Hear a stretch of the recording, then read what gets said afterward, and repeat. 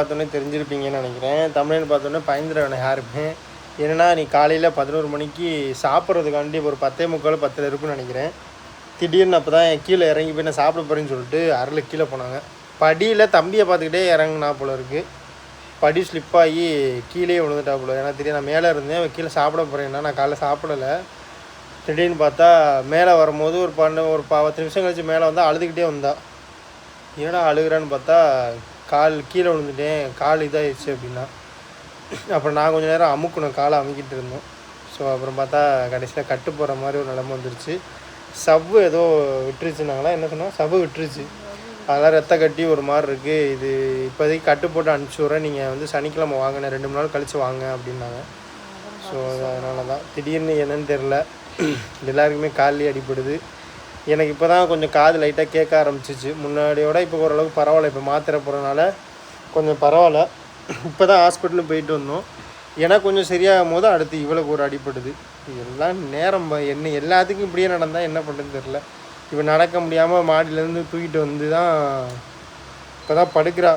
மணி வந்து கிட்டத்தட்ட ஒரு 12 மணி, இப்போ 1 மணி இருக்குமா, 1:30 12 மணிக்கு ஹாஸ்பிட்டலில் இருந்தோம்.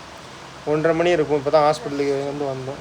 ஃபுல்லாக ரெஸ்ட் எடுக்க சொல்லியிருக்காங்க. இப்போதைக்கு ரெஸ்ட் எடுத்து அதுக்கப்புறம் இன்னொரு 3 நாள் கழித்து வர சொல்லி பிரித்து பார்த்தா தான் தெரியுமா எப்படி இருக்குன்னு. பயப்படுற மாதிரிலாம் ஒன்றும் இல்லை, எதுவும் கிராக்கெலாம் இருக்காது. அதுமாரி வீக்கம் குறையாமல் எதுவும் இருந்துச்சுன்னா நீங்கள் ஸ்கேன் எடுத்தால் நம்ம பார்க்கணும் அப்படிங்கிற மாதிரி சொல்கிறாங்க.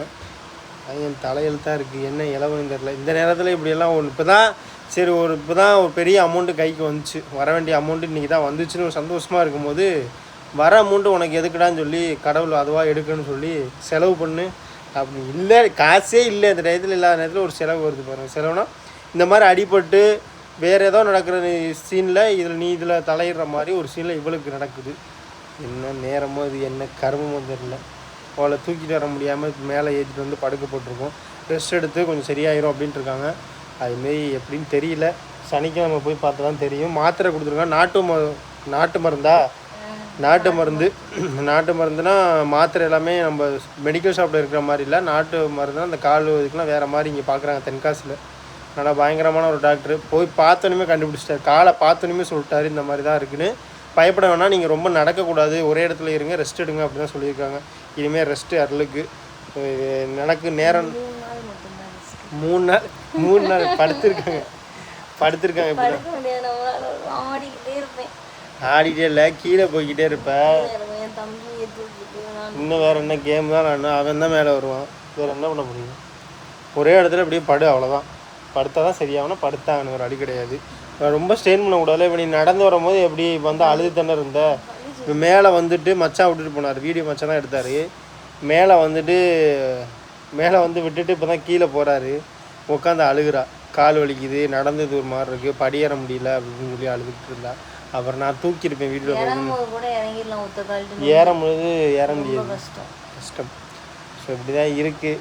நேரம் இப்படி இருக்கிறனால எல்லாருக்குமே அந்த கால்லையே அடிப்படுது. வேறு வழி என்ன பண்ணுறது? எல்லாம் காலில் தான் அடி வாங்குறோம். என்ன பண்ண, அவன் தம்பி கொஞ்சம் பரவாயில்ல. பட் நேற்று நைட்லாம் உட்காந்து அழுதுருக்கேன் அப்படின்னு தெரியும். இது பார்ப்போம். வீடியோ பார்த்துட்டு வேணா எங்கள் அம்மா கால் பண்ண இருக்குது, பார்த்துட்டு கூப்பிடும். என்ன பண்ணுவோம், வேறு என்ன சொல்ல முடியல. சரி பார்ப்போம் என்ன நடக்குதுன்னு. சனிக்கிழமை போய் தான் நாங்கள் ஹாஸ்பிட்டலில் போய் திருப்பி பார்க்குற மாதிரி இருக்குது. என்னன்னு தெரியல, இந்த வருஷம் பிறந்ததுலேருந்தே ஒரே கொண்டாட்டமாடா இருக்குது நமக்கு எல்லாமே. நேரம் அப்படி இருக்குது. இப்போ ஜாதகம் தான் பார்க்கணும், இதுக்கு மேலே வெயிட் பண்ணக்கூடாது. ஜாதகம் பார்த்தே ஆகணும்னு முடிவு பண்ணி வச்சுருக்கோம். சரி தம்பிக்கு ஜாதகம் மிஸ் ஆகிடுச்சா, அவனுக்கும் ஜாதகம் எழுதிட்டு அப்படியே நம்ம போய் பார்ப்போம் அப்படின்னு ஒரு ஐடியாவில் இருக்கும். மேடம் பாருங்கள் நடக்க முடியாமல் இருக்காங்க. அருள்மொழி வந்து படியில் இந்த கீரை விழுந்து காலையில் 11 மணிக்கு நடந்துச்சு.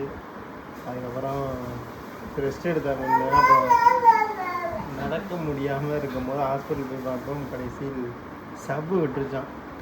சவ்வு விட்டு வீங்கிக்கிட்டே இருந்துச்சு கால். இப்போ கட்டு போட்டுருக்கு. நான் 2 to 3 நாள் சனிக்கிழமை வரைக்கும் கட்டு போடணுமா. அடுத்து வந்து திருப்பி செக் பண்ணால் தான் தெரியும். நடக்க முடியல அவங்களால. எல்லாருக்கும் காலையே அடி விழுது. காலையில் இங்கே தானே விழுந்த. அந்த படி இறங்கிட்டேன்.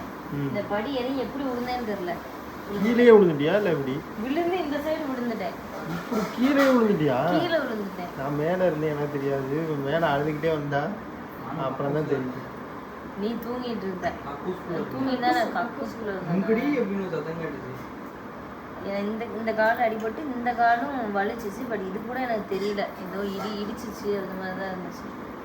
நான் ஏதோ உள்ள இருக்கும்போது சரி டர்சன் ஏதோ பிளாட்டராக பண்ணிட்டு இருக்கான் போல, அதான் கத்திட்டு இருக்கோம். வெளியே வந்து பார்த்தோம். மேலே போமா போகலாம். இது அமுக்கு ஒரு காய் அமுக்குனா எப்படி வரலாம்? மூணு முட்டை சிரத்தை பிடிச்சி அப்போ என்னைய தள்ளிடாதுதா நான் ஏறிடுவேன். இது எப்படி ஏறுறது? அந்த வானத்தை போல வானம் படைச்ச நல்லவளே. என்னை புடி சோழனை புடி. நீ சோழனை புடி, நான் சொல்றேன் சோழனை பிடித்தா. நான் ஏறேன், விடு தள்ளு, நான் ஏறிடுவேன். ஏறு. என்ன பண்றாருல? வளர்ந்துகிட்டு இருக்கியா? படி எவ்வளவு தூரம் இருக்குன்னு ஏறு. ஏறு. மாமாவை சைடுல புடிச்சுக்காருல, மேல கை போடு மாமா மேல. ஏறு. அப்பா முடியல. அப்படியே வைக்காத காலை வைக்காத. காலை வைக்க. ஏன் மேல அரே இப்படி நட. காலை தூக்கு. இப்படி நட. வைக்காத. வலிக்கி. அப்ப முன்னாடி ஊனு. அம்மா. அம்மா வலிக்கி. அம்மா வலிக்கி. ஏன் எப்படி நான் சொல்ற மாதிரி அப்படி அமுக்கு. அந்த காலை மட்டும் வைக்காத. கொஞ்சம் ரெஸ்ட் எடு.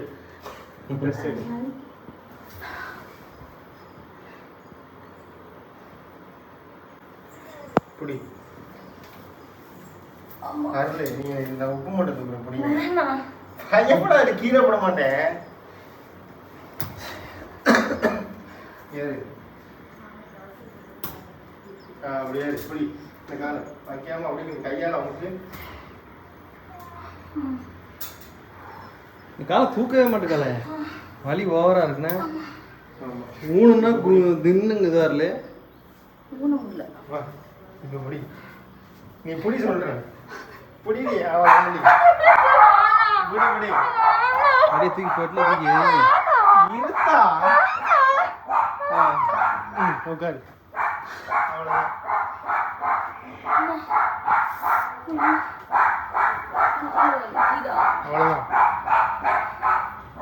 அவ்வளோதான். அத்தை வந்துட்டாங்க. சரி அப்படியே தூக்கி காலை அப்படி அங்கிட்டு போ. அங்கிட்டு போ.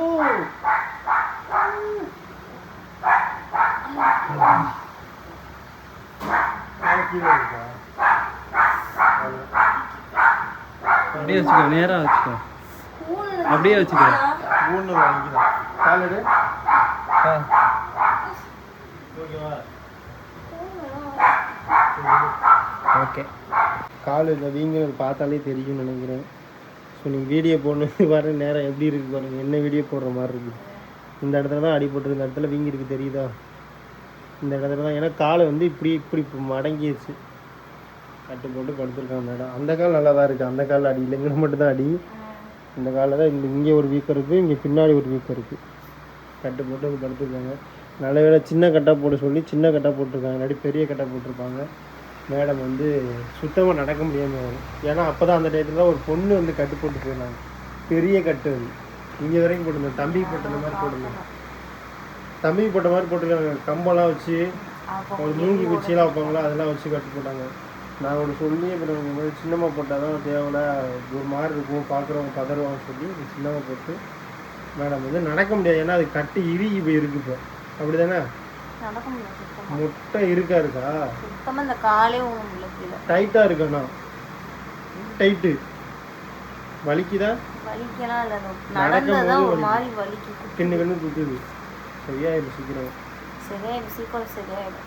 நேரம் பேங்க்கு போகணும்னு நினச்சேன். நான் பேங்க்கு போயிட்டு பணத்தை மாற்றுவோம், நகையை கட்டுவோம்னு ஐடியா பண்ணுவோம். கடைசியாக திருப்பி கொடுக்கணும். சரி பார்ப்போம் நடக்கிறது. யோசிக்கக்கூடாது வாழ்க்கையில்.